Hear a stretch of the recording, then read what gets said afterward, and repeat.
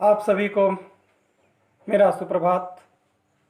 मैं पुरुषोत्तम कुमार पाठक आप सभी का आपके YouTube channel Suryansh school of economics में स्वागत करता हूं। विद्यार्थियों, आज हम चर्चा करने वाले हैं अर्थव्यवस्था के प्रकार। तो अर्थव्यवस्था 3 प्रकार की होती है। अर्थव्यवस्था पूंजीवादी अर्थव्यवस्था हो सकती है, किसी देश की अर्थव्यवस्था समाजवादी अर्थव्यवस्था हो सकती है, या फिर किसी देश की अर्थव्यवस्था इन दोनों का मिला जुला रूप मिश्रित अर्थव्यवस्था हो सकती है। तो चर्चा प्रारंभ करते हैं पूंजीवादी अर्थव्यवस्था की विशेषता के साथ। पूंजीवादी अर्थव्यवस्था उस प्रकार की अर्थव्यवस्था है जिसमें उत्पादन के साधनों पर निजी व्यक्ति या निजी संस्था का अधिकार होता है, उनका स्वामित्व होता है। पूंजीवादी अर्थव्यवस्था में उत्पादन का मुख्य लक्ष्य अपना निजी लाभ अधिकतम करना होता है। तो लाभ आय एवं लागत के बीच का अंतर होता है। अगर कोई व्यक्ति फर्नीचर बना रहा होता है तो फर्नीचर बनाने में उसे कुछ न कुछ खर्च करना पड़ता है, तो इसे हम फर्नीचर बनाने की लागत कहते हैं। इसलिए कि फर्नीचर बनाने में उसे साधन लगने होते हैं, जैसे श्रम लगता है, पूंजी लगती है, भूमि की आवश्यकता होती है। और जो व्यक्ति फर्नीचर बना रहा होता है, इसकी क्या गारंटी है कि वो फर्नीचर बनाएगा तो उसका फर्नीचर मार्केट में बिक जाएगा। इसलिए वह व्यक्ति साहसी है। साहस है चूंकि वो उत्पादन कार्य के रिस्क को कवर करता है।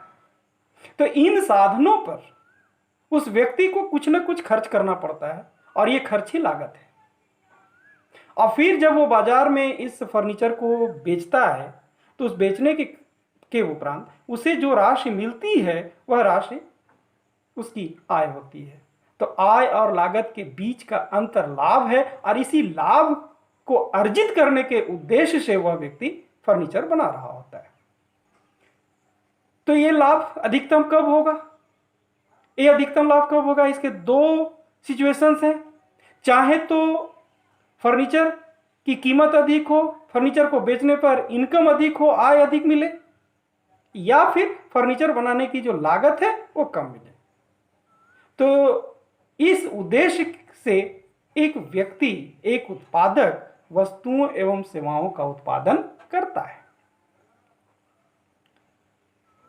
पूंजीवादी अर्थव्यवस्था में जो आर्थिक क्रियाएं संचालित होती हैं, वह आर्थिक क्रियाओं का संचालन मुख्य रूप से बाजार की स्थिति पर निर्भर करता है। बाजार की स्थिति, बाजार कहते किसे हैं? तो सामान्य बोलचाल की भाषा में हम बाजार उस जगह को कहते हैं जहां पर अनेक प्रकार के वस्तुओं को बेचने वाले लोगों की भीड़ होती है और उन वस्तुओं को खरीदने वाले क्रेताओं की भीड़ होती है। लेकिन एक स्थान विशेष से ही हम बाजार को समझने का प्रयास करते हैं।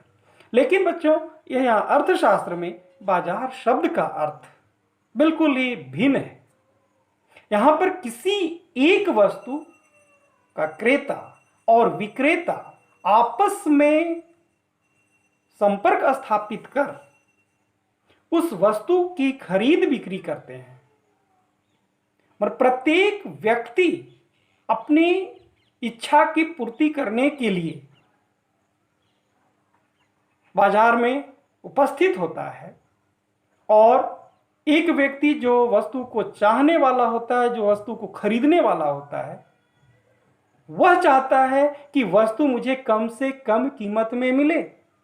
क्योंकि हम लोग जानते हैं, ये हमारी प्रवृत्ति होती है कि हम जब बाजार जाते हैं, मान लिया जाए कि आप 10 रुपये लेकर बाजार गए, और 10 रुपये में एक दुकान वाला 2 समोसा दे रहा है और एक दुकान वाला 3 समोसा दे रहा है, तो आप ऑब्वियसली 3 समोसे वाले के पास जाएंगे और 10 रुपये में 3 समोसे लेकर आप खाएंगे।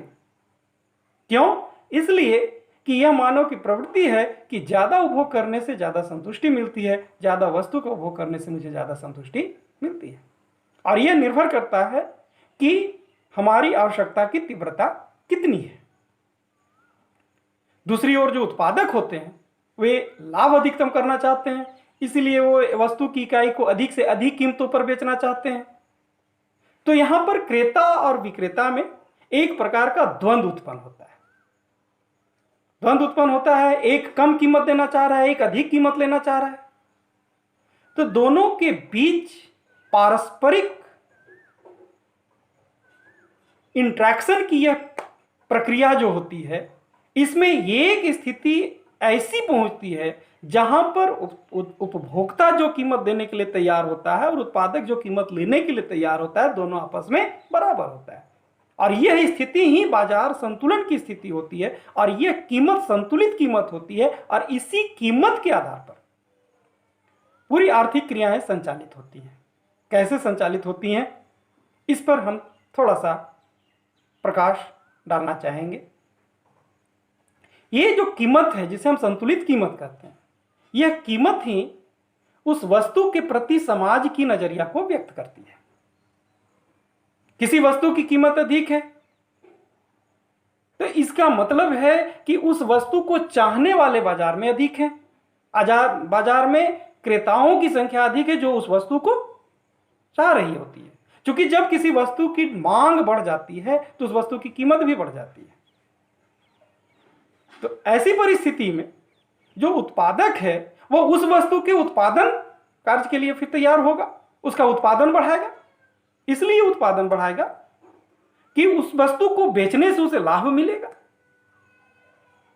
तो जब उत्पादन कार्य बढ़ेगा, उत्पादन की मात्रा बढ़ेगी, तो इसका मतलब है कि उत्पादन कार्य में हमें निवेश की आवश्यकता पड़ेगी। और जब उत्पादन कार्य बढ़ेगा तो फिर उसको बेचने के लिए हमें विनिमय की आवश्यकता होगी। तो इस तरीके से कीमत ही पूरी आर्थिक क्रियाओं को संचालित करने का साधन होती है। इसलिए इस प्रकार की अर्थव्यवस्था को हम पूंजीवादी अर्थव्यवस्था कहते हैं या फिर बाजार अर्थव्यवस्था कहते हैं। पूंजीवादी अर्थव्यवस्था की एक प्रमुख विशेषता यह है कि यहां पर आर्थिक स्वतंत्रता होती है। एक व्यक्ति जो उपभोक्ता है उसकी यह स्वतंत्रता है कि वह अपनी आय को अपने पसंद के वस्तुओं पर खर्च करे। जैसे आपको अगर रसगुल्ला पसंद है तो आप रसगुल्ला खरीद के खाइए, कोई रोकने वाला नहीं। लगता है कि नहीं हम ब्रांडेड कपड़ा पहने, तो आप स्वतंत्र हैं, आप पहन सकते हैं, आप खरीद सकते हैं। और उत्पादक की भी स्वतंत्रता होती है। वह उन वस्तुओं एवं सेवाओं का उत्पादन में संलग्न होता है जिन वस्तुओं एवं सेवाओं की मांग बाजार में अधिक होती है।